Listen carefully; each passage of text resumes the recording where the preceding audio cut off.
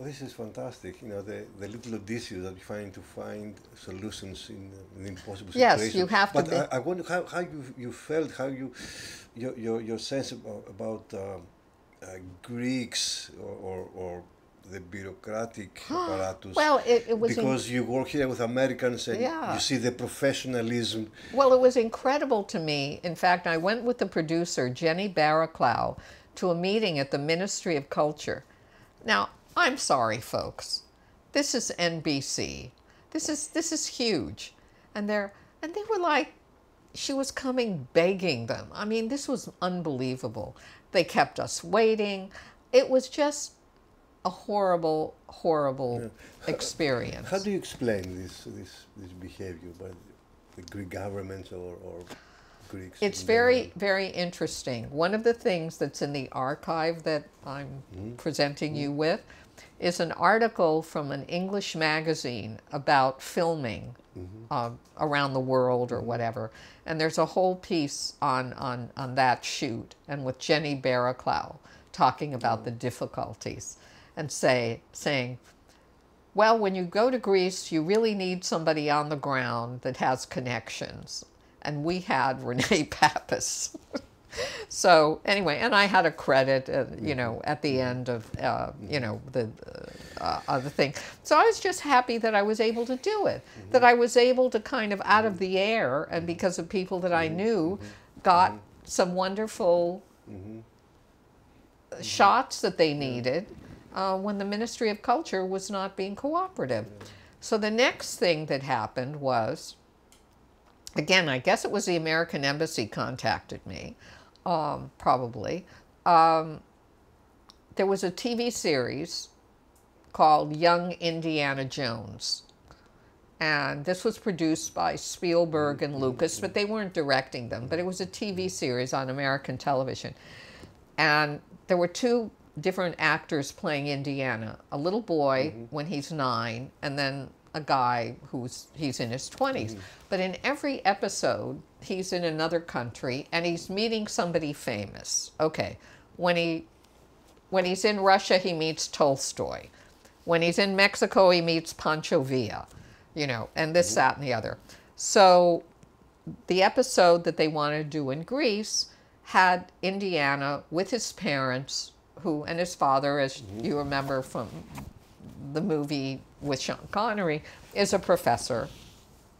And they're traveling around Europe. And the story was that his father wanted to do some research in Meteora, in the library, and so on and so forth. So he takes Indiana with him. He takes his kid with him. So I was able to get an introduction. We did the scouting, so we went up there to Meteora, and I met the Igoumenos and everybody was very happy about what was going to happen. And so I read the script, and there's a scene there. Okay, so there's a part where the father's studying and the kid is making noise and stuff, and he said, oh, go Indiana and look this up, Aristotle's, I don't know, something or other. And the kid goes off, and he meets a man in another part of the library who's studying. And they introduce themselves, and he says he's a philosopher, and he talks to him about Aristotle and whatever. So in the script, the character that he meets, that Indiana meets, is the Spanish philosopher Santayana. Okay? And I said to the director, I mean, this is before shooting. This is months before shooting. And I said, listen, you know, he goes to Russia, he meets Tolstoy. You know, why doesn't he meet a Greek in Greece? Well, what Greek could it possibly be that he could meet? And I said, okay, let me think about it. So I thought, okay, you know what it ended up being? Well, they took my advice, and he meets Nikos Kazantzakis. And the timing is perfect, because this is like 1909 or something like this. So at that time, Kazantzakis, who did go to monasteries and visit and so forth. So anyway, it ended up being Kazantzakis that Indiana Jones meets, and so that That was great. I enjoyed that. I mean, I was happy that I was able to kind of, add something. Contribute, yeah. And they took my advice. It makes sense. Well, yeah, but if you had somebody there that didn't know, I mean, then okay. So And that. then it was CNN and also Well, that happened later. Well, the Zapping Committee. yeah, well, okay, so this happens later. So this is like, okay, so the next thing that happens is I then got involved with a company that was doing the first websites in Greece. And this is with a young man called Alexis Alexandrakis. He was a cousin of the actor. No, All these people's, yeah, all the cousins have the same name. So anyway, so we were working on something, and he was doing the first website, and he had done a website for the city of Athens and the Ghazi and so on and so forth. In the meantime, previous to, at that time also, I had been asked to be the director of a festival in a town called Floka, which was next to ancient Olympia. And they had actually built a theater, and an outdoor theater out of stone, like an ancient theater. And I'm very happy to say that I managed to get us as the opening act, Michel Baryshnikov. And so that was very exciting. And so it was covered by all the major news agencies. I mean, at the top of the theater, there was Reuters, AP, all these different people. So I started meeting them. And I realized that in Athens, at that time, all the major news agencies had offices. And there they were, and we became I became friendly with, one thing led to another, and I became friendly with all these people. So anyway, when I was working with Alexandrakis, at some point I was watching CNN, and there was a show that had debuted on CNN International called The Art Club. And so they would go to a different city every week and film museums, galleries, and this was 1998. And I watched the show and I thought, oh God, we got to get them to come to Greece. So somehow I was able to find out that it wasn't an in-house production of CNN. It was a separate company in London that was producing it. And somehow, I don't even know how I did this, I got their phone number and I called them and I said, hi, I've been watching your show. Have you thought about coming to Greece? And they said, well, yeah, it's on our list, but is there any contemporary art? And I said, I'll send you some stuff and you decide. So I got from Dolly Goulandris, this is the days, none of the museums had websites yet. I mean, it was just bare, but they all had kind of brochures and things. So I got from the Cyclotic Museum. I must have gotten something from Lalaonis. I got something from Ian Vores. And it just so happened that Daiki Sioanu was opening the Deste Center in Psychiko. And so I got all this stuff and I mailed it to London. And I guess like a week or two later, I get this call. We're going to come next, I don't know, 2 weeks from now. Oh my God, yes? Okay, fine. So they came and we shot at the Deste. We interviewed Daikis. We interviewed Katerina Grecu, who's now the head of the Museum of Contemporary Art in Athens. At that time, she was the curator for the Deste, so we interviewed both of them. We interviewed Dolly Goulandris. We interviewed Ilias Lalaonis. We interviewed Ian Vores, all at these wonderful museums and everything. And the show was this, big success. And another thing that you're going to get is the press clippings from the Greek press. I mean, they went nuts. I mean, we were in like there wasn't a Greek newspaper or magazine that didn't say, you know, Greece on CNN, da, da, da. So at some point, yeah, I got a call from a friend who I knew. She's an archaeologist who I met when I had my house in Alunda in Crete. Anyway, so she called. The house close to the Greek film director, Kountouros. Yeah, I bought that house from Nico, actually. It was a house in a village called Mavrikiano, which was above Alunda.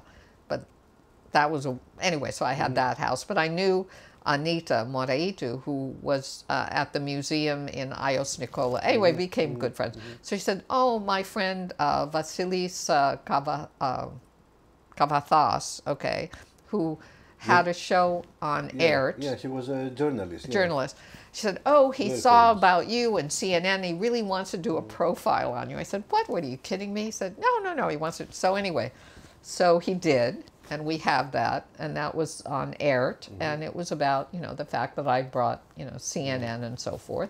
And then all this time, do you visit New York? You come back to New York? You see I your would come to family or to the States in No, general? I would come to New York. And your sister visiting you? Yes, you see I them? would. Yes, I mean, different things happened, and I would. My sister and her family, the kids, I mean, they came to Greece. They came to Greece, I guess, for the first time with the kids in 1999, right after we did the CNN show in the islands. But anyway, yes, and we went to Vervena, and yeah, so that was really fun, and with the kids and everything. Yeah.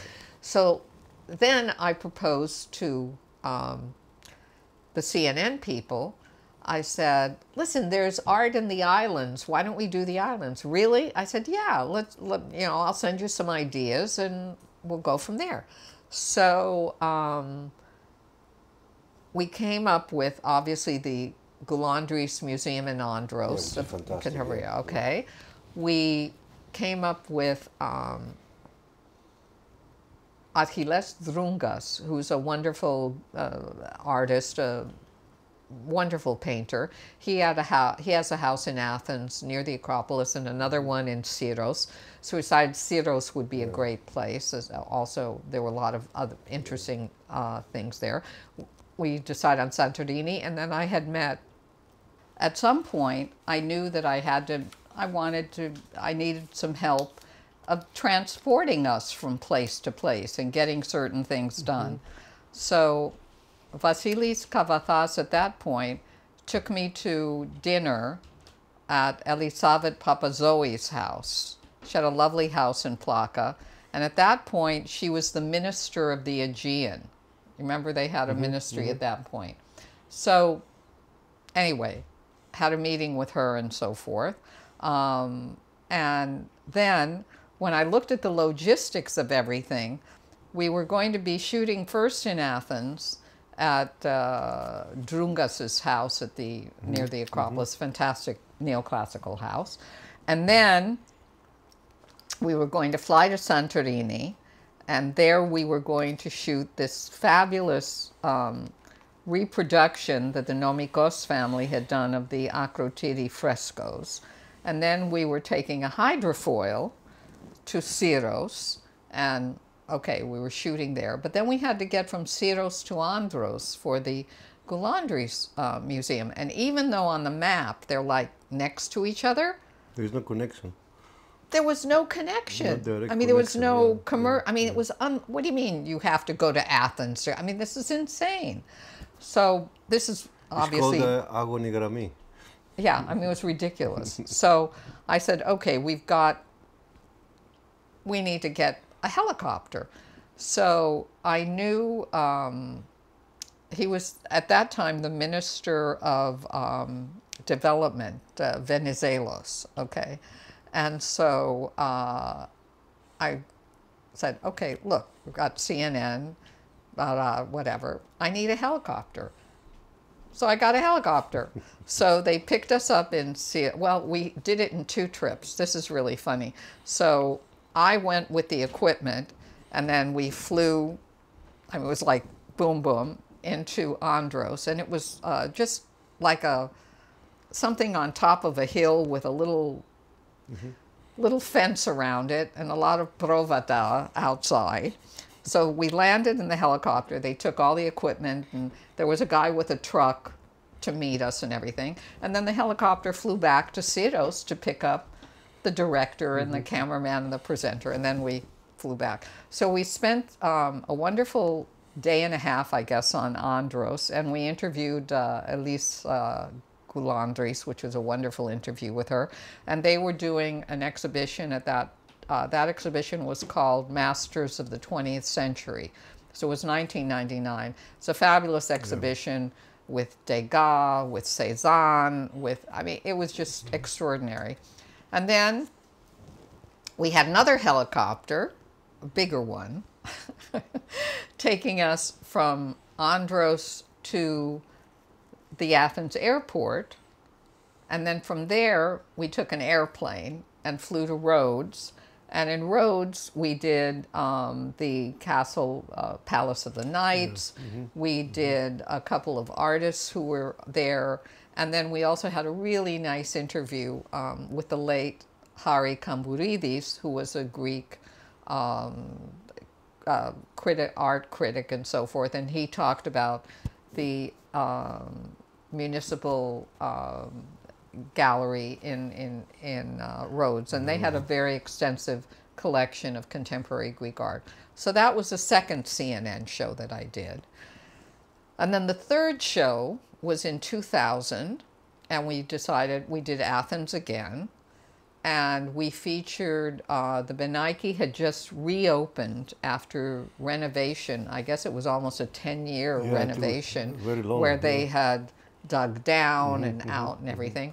So we did a really nice interview with Angelos Stelavorias, and we did another interview with Katerina Gregu, I remember, and we also, and Vasiliki, who is a very interesting artist, had a huge exhibition at Gazi, and then we did a nice piece in the metro station. The metro station had just opened in Syntagma with all of the antiquities and everything.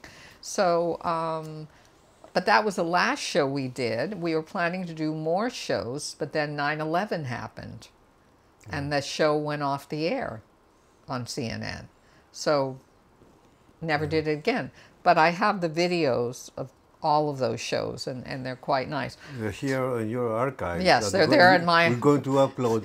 There's my archive of everything. There are 10 pages of archive Pages of stuff. Yeah, which is great. People can access it very soon when we upload it. What happened was I got to know the people at the Binaiki, and also at the Goulandris Museum in Andros.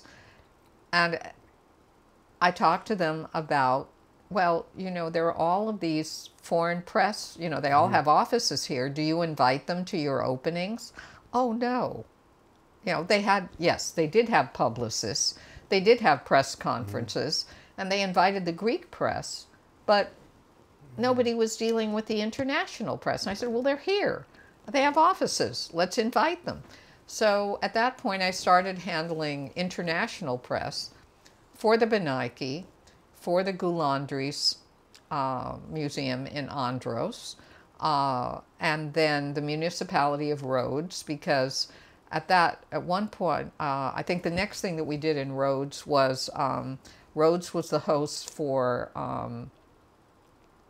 UNESCO, what was it? The World Heritage Cities. Yeah. And so they had a giant conference there.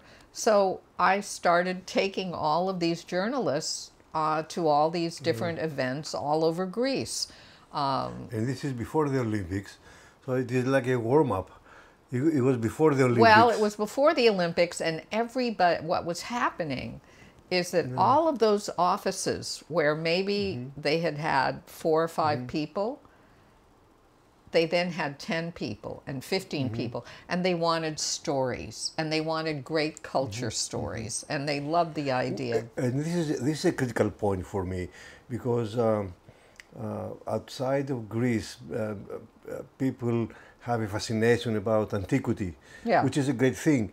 But what you brought is to make public contemporary Exactly. art. Exactly. And this is very, very important, that modern Greece Exists. exists and has a lot of... It exists, and it has a lot of art and a lot of artists. So this is what happened. So I worked with the Benaki, with the, so I would take people, let's say Andros, every year. They had a wonderful exhibition. I remember they had a Toulouse-Lautrec one year. They had Brock, I think, the next year. They had Miro. I mean, in other words... Especially the Andros Museum. I'm very grateful that I visited once or twice. They had also Greek-American artists. Who, Vores? And Stamos and and Stephen Andonakos and all that. So I was very pleased, because I researched what we do at HAP, at the Hellenic American Project, is also to let people know about Greek American artists. Very important. Very, very important. Extremely important. And, so with all of this, so, you know, I would take the journalists, we would cover these, you know, different events, roads. We also had an interesting exhibition that came from Jordan. It was called Breaking the Veils, and it was Islamic women artists. Yes. And that was curated by the present king's aunt, Princess Wijan al-Hashimi. And so we did that in Rhodes, and then that was also at the Benaki. And it was just a great time. It was a great time because all of the museums and everyone were interested. They had the funds, you know, to entertain these people. I mean, pay for plane tickets and dinners and whatever. So all of that was happening. And then I also was able to, when NBC did Where in the World is Matt Lauer, which they did every year, they decided to do Mykonos, and I was contacted, and I helped put together all the different interviews. And we had Lalaonis, they have a shop in Mykonos, okay, so we did that. Also Mamakis restaurant that had started, the first one was in Gazi, and then they opened one in Mykonos. And then, interestingly enough, I'd forgotten about this until the other day, but I also arranged an interview for the then mayor of Mykonos, who is now the head of AOT. And so it was he just became the head of AOT a couple of weeks ago. So anyway, so that was a lot of fun, and that was interesting. And I worked with, you know, individual artists as well. And then what happened with the Olympics, when you know, as we were gearing towards the Olympics, and you saw a photograph of the two oldest Greek Olympians, and I really have to tell this story because it needs to be told. Especially for the female athlete. Well, I'll tell you about every unique story. Yeah, well, I'll tell you how it all started. My mom had a friend called RENEE Pappas. We weren't related, but she was a lovely lady who, Greek-American, but had decided to, you know, move to Greece, and she lived near the Caravel Hotel. All this time you met other Greek-Americans who relocated? Yeah, there were a number of different people, yeah. But I was very plugged into Greek society in terms of the arts. My apartment in Athens was photographed for 7 different magazines in Greece over the years. And so, yeah, I was invited to lots of things, every sort of opening, and I was involved. And then, of course, I did 2 galas for Vangelis Papathanassiou. The first one was at the Grand Bretagne, and that was when he received gold records for the soundtrack for Christopher Columbus. And then I did another one at Zapion, and that was when he composed an album and the sales of which went to help the National Gallery, the Pinacotheki, purchase an El Greco, and that was a lovely night.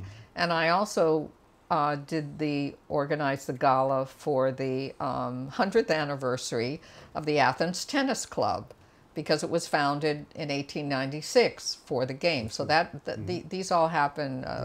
The first Vangeli was, I think, 95, and then 96, the other ones. So I was involved in lots of things to do with art and culture and everything. But as we got towards the Olympics, yeah, what happened was, I'll go back. My mom's friend, Leah Pappas, I would go to visit her every so often and so forth. And she told me this wonderful story that in the 1932 Olympics in Los Angeles, the Greeks got together and they had a beauty contest or something where, anyway, she was the queen. She was elected. And they were on a float. You know how the teams come into the stadium?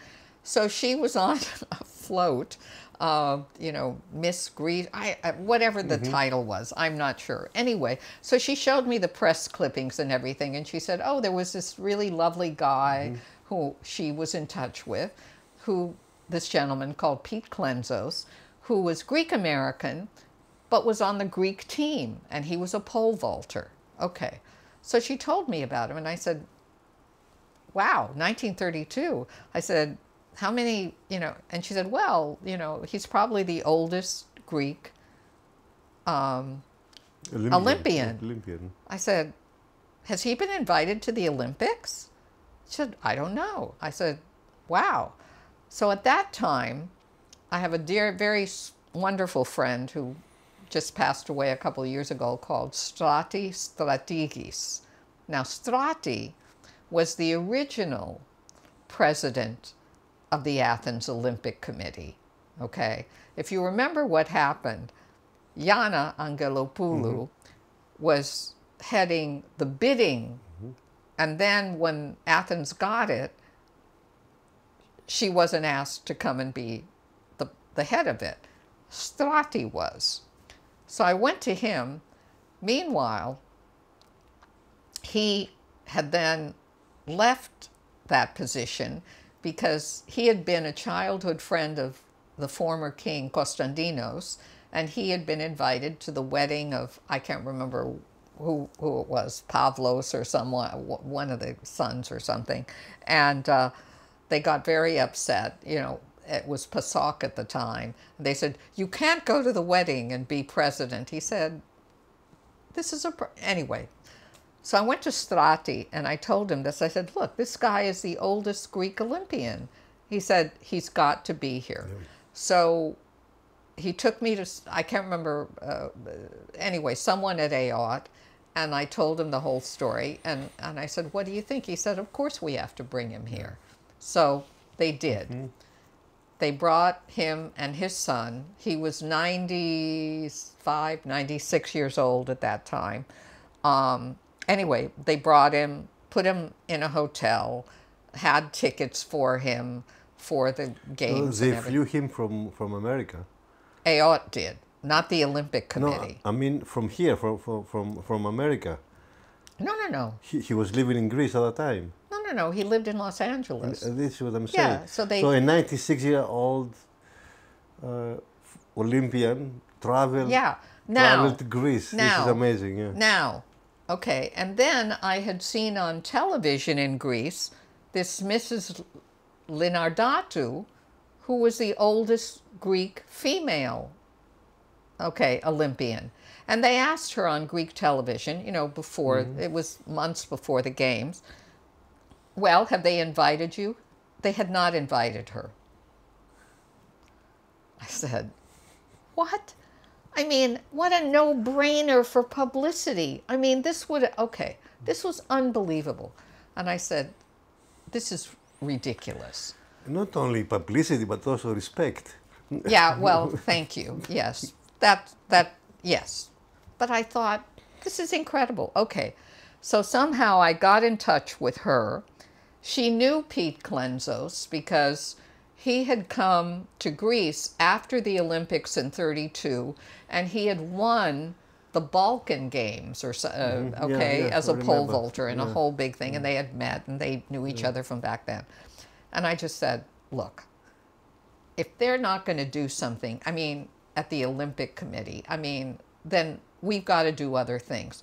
So I was able to get, I reached out, and Dora Bakoyani agreed to give him the key to the city and do the whole thing. Then I knew Petros Doukas, and he was the president of the Hellenic Golf Federation, and I said, come on, do a cocktail party. Okay. So that's a picture downstairs. So had the cocktail party at the golf, and the U.S. ambassador came and his wife, and I had all the foreign press. I had everybody. I had Reuters. I had AP. I had every camera you could imagine.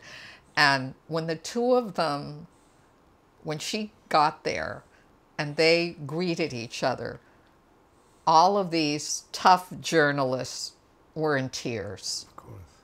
And she was in Germany, right? No, he didn't go to Berlin.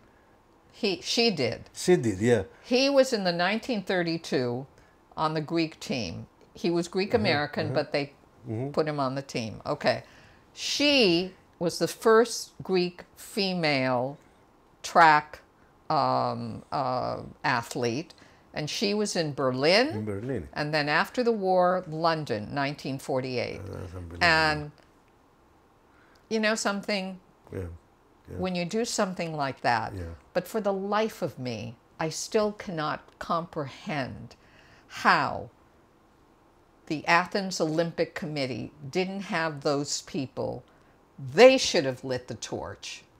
Are you kidding me? Seriously? Anyway, I'm happy. I'm happy that that happened for them, and they deserved it. And I'm glad that I was able to have it happen. But it was astonishing to me how inept they were. So, that's what happened with the Olympics. Okay, so I continued working, with the Benike. Then I was asked, because I'd done all this international stuff, by the Hellenic Golf Federation. They wanted to do a diaspora tournament where they were inviting Greeks from Australia, from the US, from whatever, to come to Greece in a golf tournament. And so I handled the, PR for all of that for a number of golf things. Then, let me think. God, it sort of keeps going on. the Zapion okay, thing. then the Zapion. Yeah, let me go back. I was appointed to the board of the Zapion in, I guess it was like May of 2004. And that's when New Democracy, I think New Democracy won in March or something. Okay, so they took over. And so I was appointed to the board of the Zapion. So I got there, and the Zapion office, it looked like it was like straight out of Dickens. I mean, they didn't have a website. They didn't have email. And of course, the Zapion, the building, at that point, at that moment in time, the whole building had been rented by the Greek Ministry of the Press, so that the press from all over the world, in addition to the press center up near the stadium, that they would also have another place. Okay, so they had rented the whole Zapion. So I got there and I said, we're going to have thousands of journalists here. Does anybody know about the history of the Zapion in conjunction with the Olympic Games? And I don't know if you know this, but in 1896, the fencing happened there. I said, okay, we've got to do something. And from May until August, we put together a website, a CD-ROM, which I don't know where the hell I have a copy of that. I'm somehow I'll get one for you. And these really nice little brochures, which I do have a copy for you, with the history of the Zapion and so on and so forth, which we then handed out to the journalists who were coming and who were going to be there. So I was on the board from 2004 till 2007, and we had any number of incredible events. We also had the Titanic exhibition at the Zapion, and I also I got the Zapion, well, I was the one that reached out. There's something called Historic Conference Centers of Europe, and that's an organization that helps, in other words, the different centers that are in the group, you know, sort of cross-promote each other. So Historic Conference Centers of Europe, which included the Palace of the Knights in Malta, Dublin Castle, any number of wonderful palaces in Vienna. So the Zapion joined, and so we were able to do that. And another thing that we did is with my very good friend Nico Rousseas, who was the vice president of the board. He's an architect and a major ecologist. And so the old gardener at the Zapion, who used to use all this nasty fertilizer, luckily for us, with Nikos Rousseas, who was the vice president, the old gardener who was used to the old way of dumping, you know, phosphate fertilizer everywhere, he retired. And the younger guy who'd come in thought like us, and we turned the Zapion Gardens into the first organic public gardens in Greece. And then we had a situation where the benches were just in really bad shape.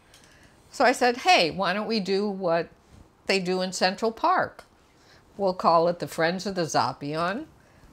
You buy a bench or you pay for it. In other words, we ordered the benches from whatever company, and you can put your mother's name on it, your name on it, anybody's name on it. And that way we were able to put new benches, and just like you do in Central Park, why not? I mean, I think what I saw in Greece was that if you've lived there all your life and you're too close to things, you don't have an idea about what can be done with what you've got. And that's it. It's realizing what unique things are there and what you can really do. So also, just as I was finishing up at the Zapion, another old friend of mine, Thodoros Kasimis, then became Deputy Minister of Foreign Affairs. Yes. In charge of the diaspora. So he asked me if I'd like to be an advisor. So, okay, why not? So I had an office at the ministry, and I did a lot of things with him in terms of, especially with North America.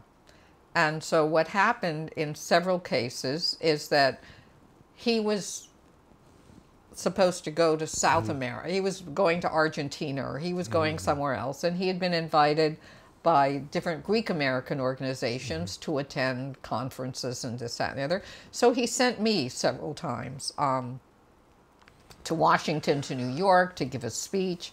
And so I met a lot of people in the sort of, you know, Greek American community that I didn't know from before. And one group that I met were the people that have the National Hellenic Society. So I met all of them in Las Vegas. They'd have these yearly conferences and everything. And I got to know a lot of people because of that.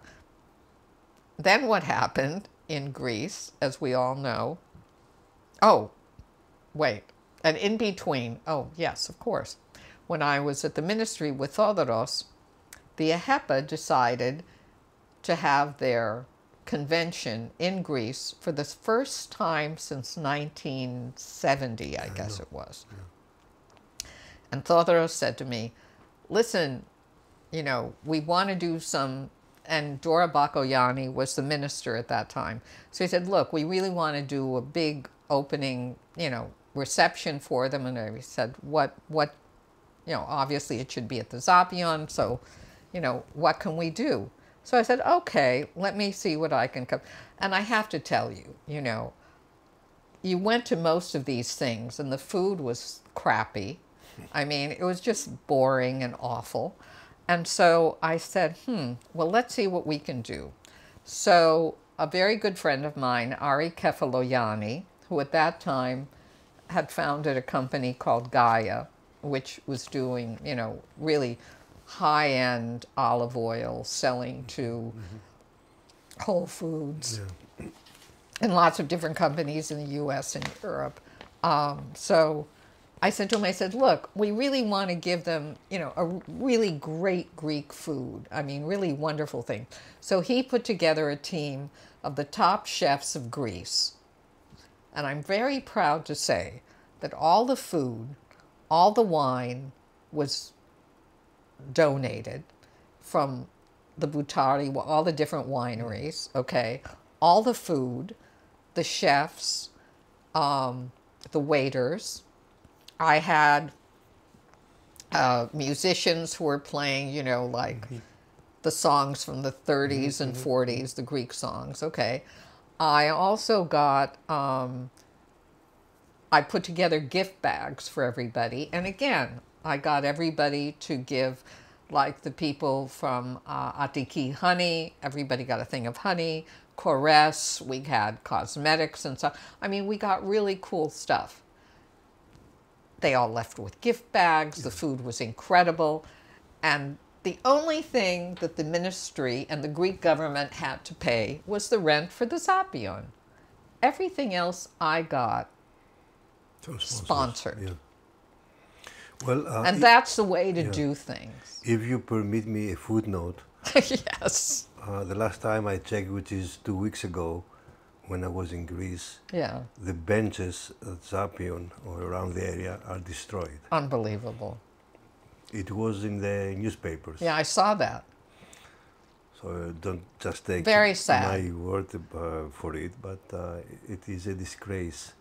It's very sad when I think about it, because... So do you think that Greece, because of the economic crisis that had for so long, it was a decline in many other aspects?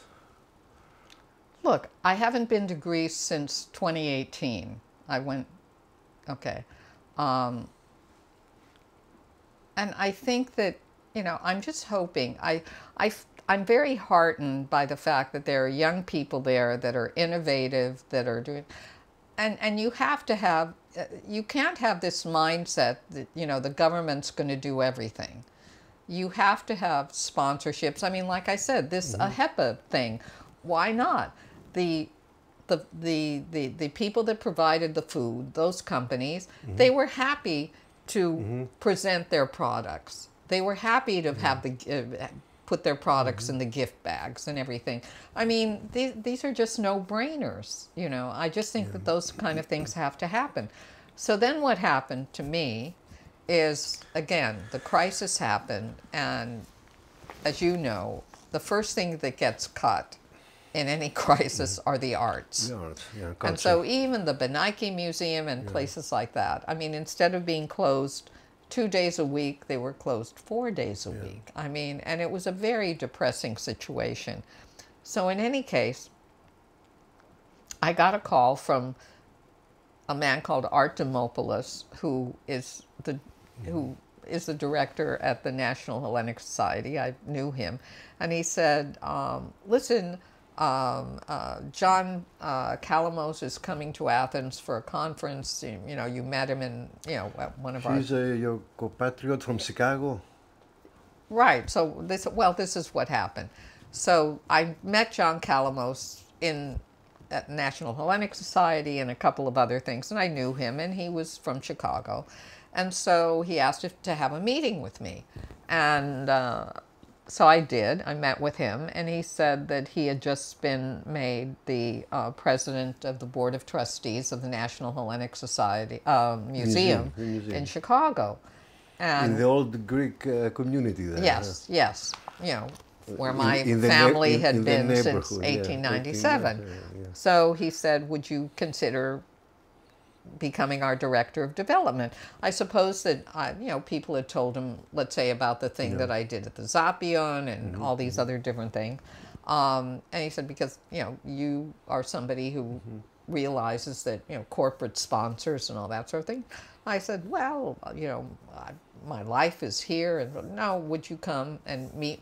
You know, we'll bring you over and you meet with the board and they meet with you and we'll see if it's a fit. So that was in 2013. And so it was a very grim time in Greece, I must admit. Yes. So I went to Chicago. I met with the board. They met with me. And they made me an offer. And it just sounded at that point like the right thing to do. So I moved to Chicago in the summer of 2013. And their next big event was, they have an event every year. Yeah, the gala. Right? No, that's a different thing. Yeah. No, this is their food. It's called Cucina. Oh, the cuisine. Okay. And so they invite chefs. Maybe half of them are Greek, but chefs from different restaurants in Chicago to come and do a food thing. And people pay, I think the tickets were maybe $100 or something or whatever it was. And then you know, eat the different, the food from the different stations. And then there's a wine tasting and so on and so forth. And they said, oh, well, you know, the sponsors that they had gotten in the past were usually, you know, Mr. and Mrs. So-and-so. Yeah, okay. Well, I got them Gaia. I got them Fire out of New York, you know, the U.S. branch. Aot. And a number of other things. So I brought them real corporate sponsors. I think I raised at that point in sponsorships, it's about 45,000, okay, like that. And then what they had published before was kind of I don't know how to describe it, like a community newsletter. Yeah. I said, why don't we make a real magazine? And they had hired a really interesting guy who was a graphics designer. And I said, why don't we make a real magazine? So I knew a lot of food writers in Greece, Diane Kochilas, another woman, Diana Farlouis. I knew a lot of people. And I got in touch with them and I said, hey, would you consider writing a story? And you've got a cookbook, right? So we'll give you a free ad in the magazine. And of course, the sponsors got a page and this and that and the other.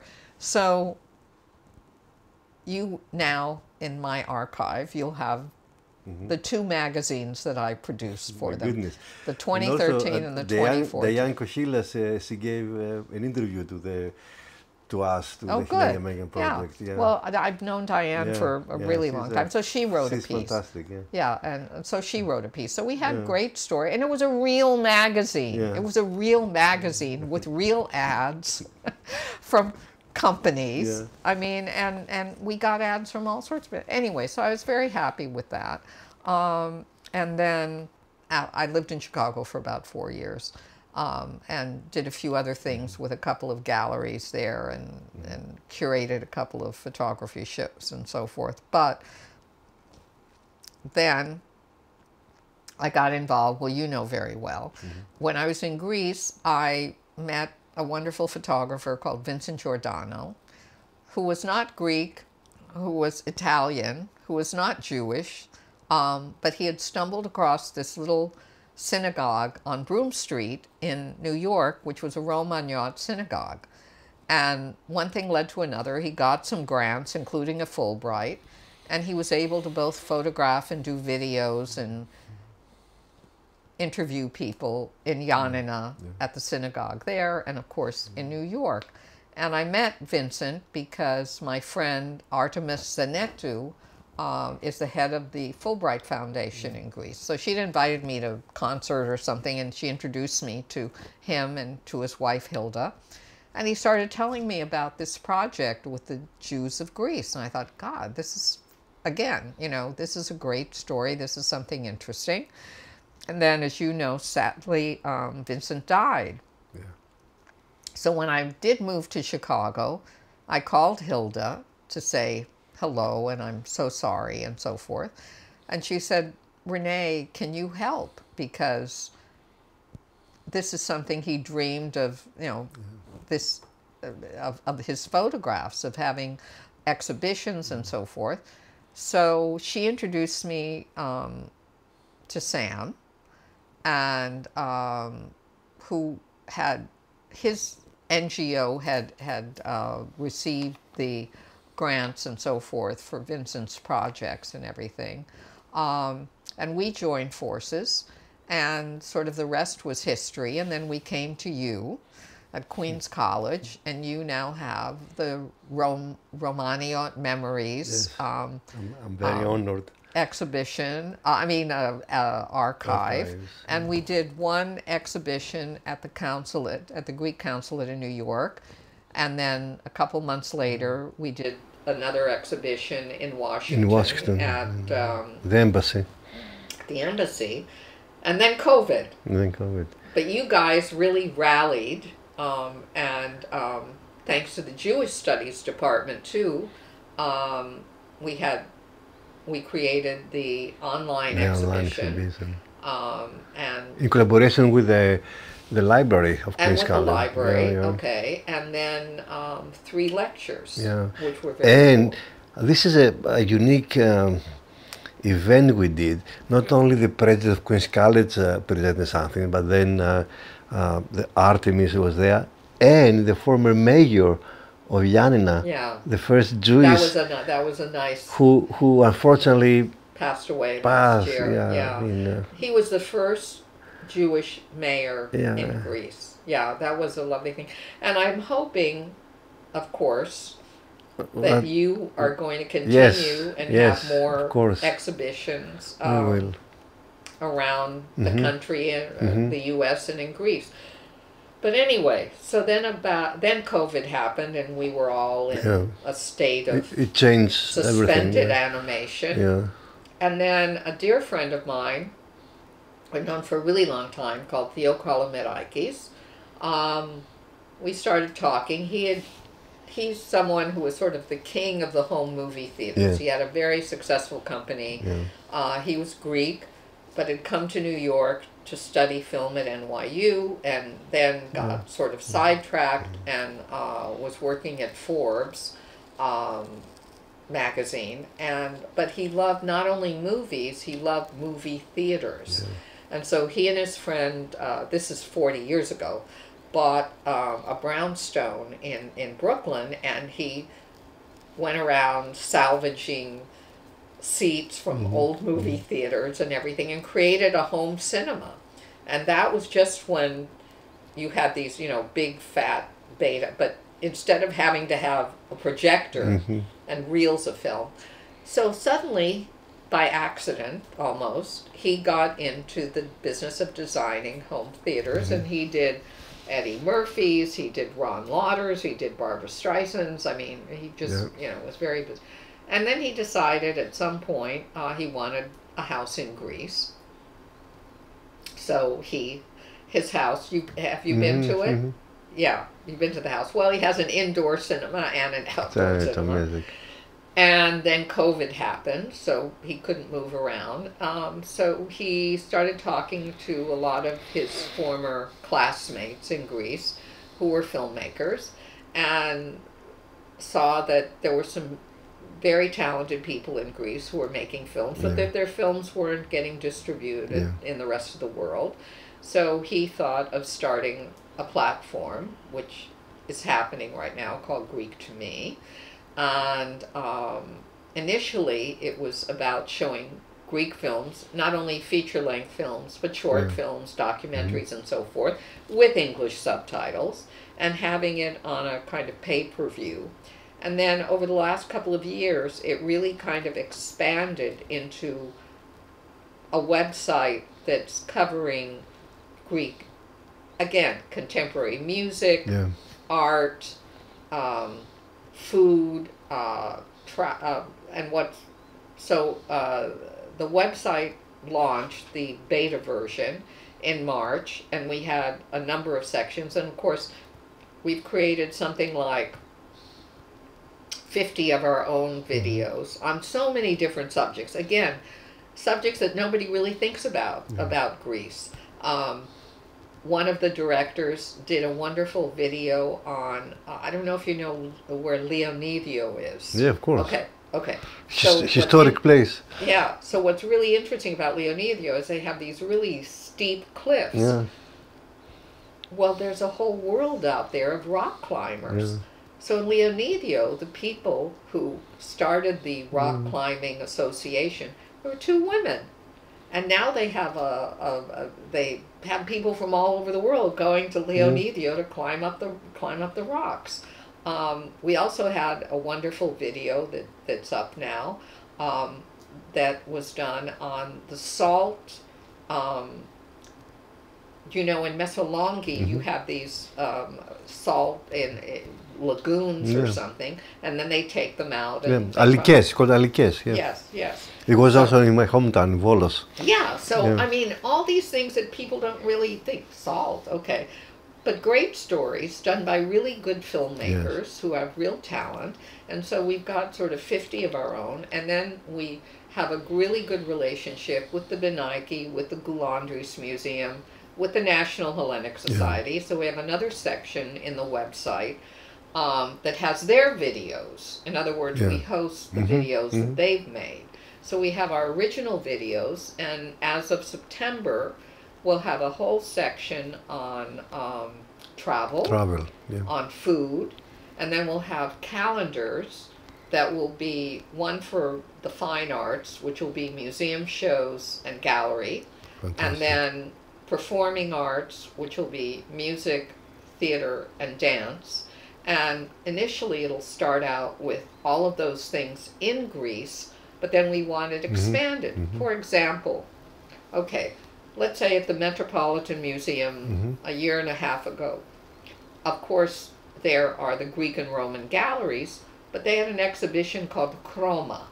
Okay, that was about the fact that the sculptures in antiquity were painted, and that was a marvelous exhibition. So we want to have that listed. In other words, we want every museum on the planet that has a collection of Greek art. Now, in 95% of those cases, it's going to be antiquities, but there are some cases with Greek contemporary art. Of course, there's also galleries that show Greek artists.